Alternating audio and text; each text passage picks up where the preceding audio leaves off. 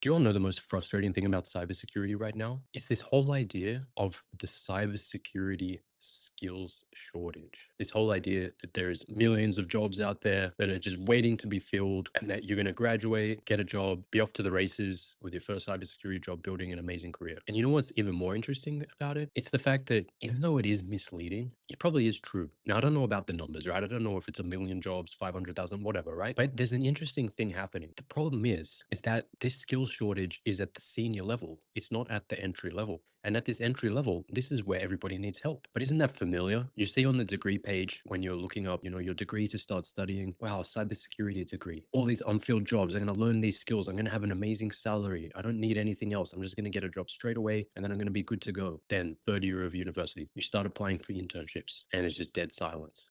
In fact, if you go on LinkedIn right now and look up SOC analyst, any entry level position, and you go look how many applicants it has, if it's been online for more than a day, even a few hours at that point, it could have 100 plus. In a week, 500 plus, even 1,000. LinkedIn literally gives up and stops counting. That's how many people applied. And you're meant to look at this as a recent graduate and think, okay, yep, I'm going to get a job. No, it's disheartening. It's terrible. But I'm here to help you out. So today, I want to talk about 5 things that I would do if I was starting cybersecurity from scratch. I'm Scott Altaparmac. I'm a senior information security engineer. I've been in IT and cybersecurity for around a decade now, and I have a unique experience because I graduated in 2019 from my first software engineering games design degree, worked in IT for 5 years, and then I came to the US.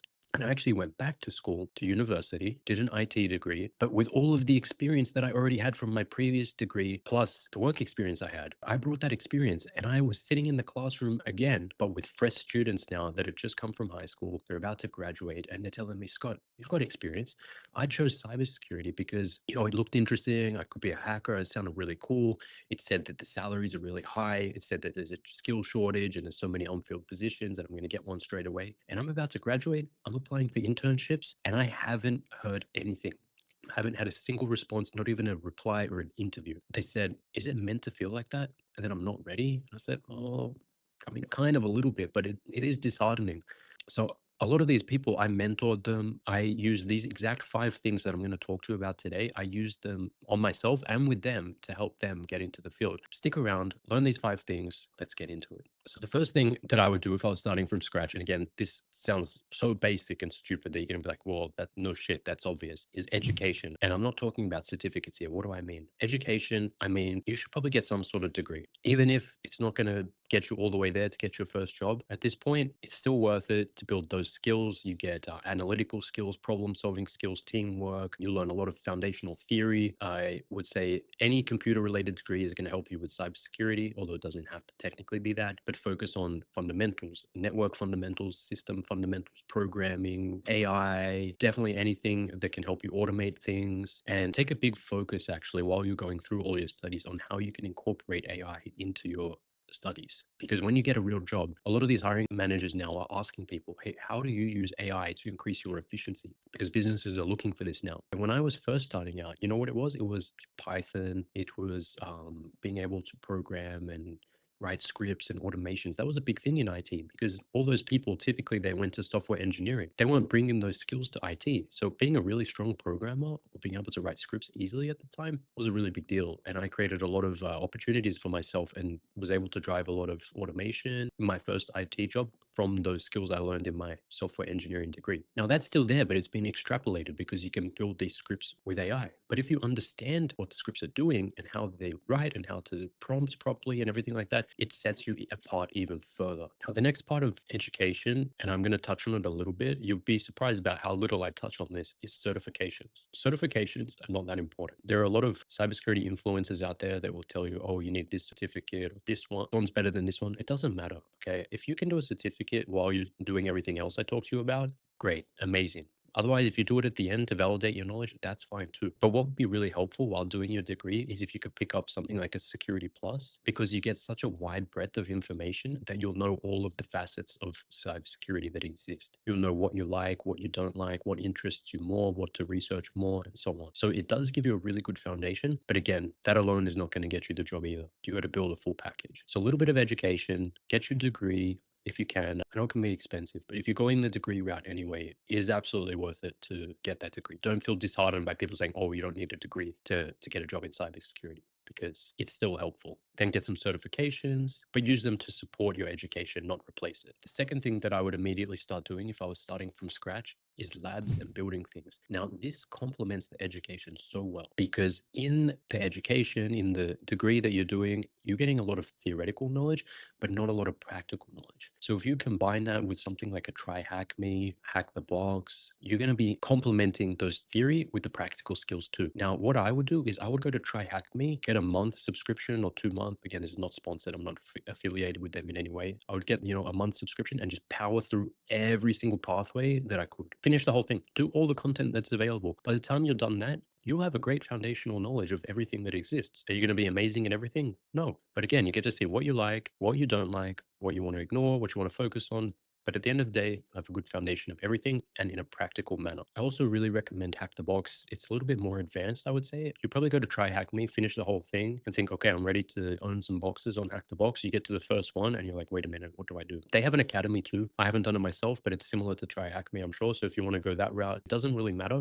As long as you're doing practical labs that can take you through the entire breadth of cybersecurity, it'll probably take you a month, 2 months, 3 months, depending on how much time you put in. But totally worth it in combination with your degree, and it will also help you with your classes. Then on top of that, what I really recommend now, and I only started recommending this recently, is start building things. So when you find something by doing the other things that I talked about and it really interests you, use Codex, use Claude Code, and start building out a project related to it and put it up on GitHub. And make sure you kind of finish it. Don't just build 5 half projects and leave them. You have such a beautiful opportunity right now because when I was first doing my degree, I had so many ideas for different projects, but I just couldn't bring them to realization. Now you can work with Codex, Claude Code, and you can actually start to build a project end to end, and you can relate it to something you're studying. It's going to help you a lot. Think about it. Then you can publish it online. You can post about it, talk about it. It's good for a topic in interviews and so on. It's amazing. Now, the third thing that is incredibly important too, which I would immediately start doing as well, is networking. Cybersecurity is all about trust. You need people to trust you. You're literally securing their business. You need to trust your security. Now, how would I do this? Well, if I was in university, I would look around and see, is there a cybersecurity club, ethical hacking club, anything like that available? If there is, great, go join it. Now, if there isn't a club, don't be lazy. Go create one. I had this experience where I was back in university and there's a professor from cybersecurity was saying, oh, we have this cybersecurity club, go join it. And I said, oh, professor, I went to join it and it was dormant. There was nobody there. I told him, listen, if you let me take over it, I'll organize everybody, get us in competitions and everything. And, we went from basically just me in a room to by the end of it, it was like 20, 30 people coming every week, participating in competitions, doing resume building, everything. I really mentored these guys a lot and it was an amazing experience, not just for them, but for me as well. So get involved. If it doesn't exist, make it exist. You can get funding from your school. You can get them to pay for your certificates sometimes. You can get them to pay for your competitions. Take advantage of the things that the school is offering you. Now, if you're not in school, I highly recommend that the best way to network is to get involved with local cybersecurity chapters around your city. So for example, I'm part of ISSA. I did some involvement with ISACA. There's ISC Squared. There's B-Sides, OWASP, hacking communities, whatever. There's so many. You just need to find the ones that are active in your city. Because for example,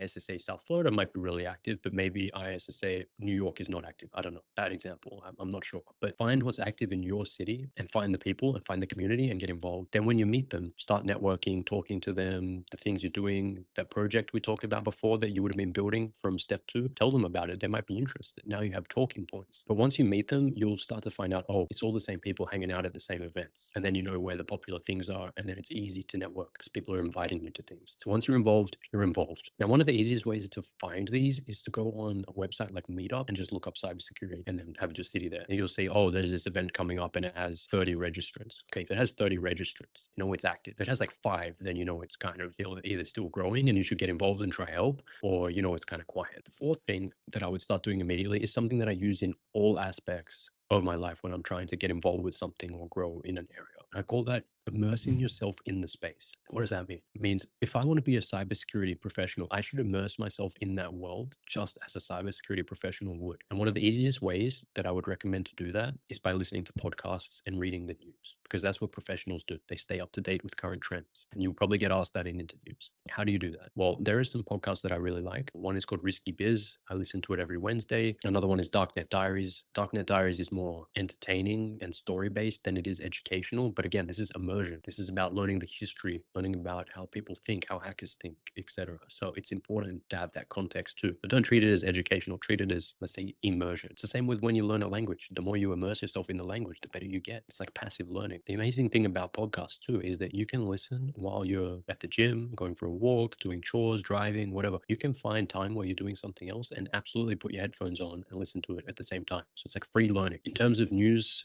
sources as well, you got things like Bleeping Computer, you have the Hacker News. There's a bunch of them. Another recommendation, or I guess a little quick trick, is that you can use a website like Feedly to aggregate RSS feeds, and then you can have everything combined, and you can just open that in the morning, look at that, see what's happening, read through some of the articles, and then 5 minutes you're done while you're having a coffee or something like that.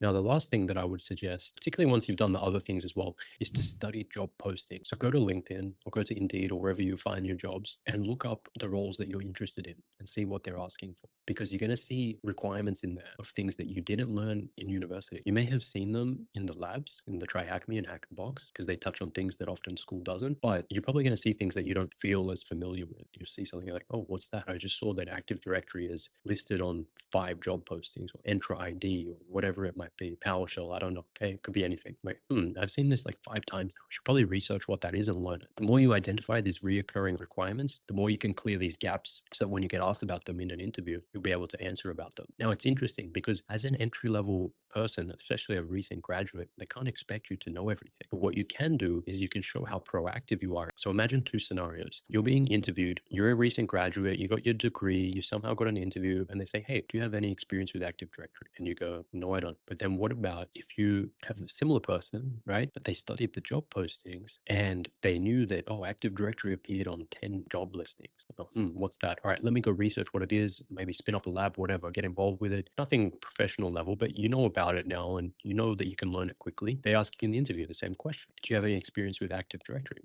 Well, you can say, well, actually, it's funny that Active Directory is not something we learn about in university. Same as cloud tools as well, and Azure, AWS, and so on. It's not really a big focus in university. We do more theory. So I knew that, and I went out on the side and I did these labs and I spun up a domain. The interviewer, if they're good, will realize, wow, okay, this is a proactive student. He actually went out of his way to learn additional knowledge. That is going to fly a lot better than saying, oh, I haven't seen it, but I can learn. Now, before we wrap up, little bonus tip. A lot of people really want to go straight into cybersecurity when they're starting out. Get my first job and it's going to be cybersecurity because that's my passion. That's great, but sometimes it's just not realistic. When you're looking at cybersecurity, a lot of cybersecurity professionals actually came from systems engineering or network engineering because they were already touching security anyway, and then they just moved horizontally into a different position. So not only are entry-level people competing with other entry-level people, you're competing with people that have potentially been in the industry already 10 years doing IT. Basically, don't feel like you need to start in cybersecurity because everything is related to cybersecurity. In help desk, you're managing credentials, you're resetting passwords. It's security related. So you can take advantage of that and put it on your resume. Don't be afraid to start there. It's an amazing experience to understand how businesses work with IT. That'll make you a better security professional later. And what you can do is once you get your foot in the door, don't be afraid to politely talk to the security team. Tell them you're interested. Ask if they can mentor you, that sort of thing.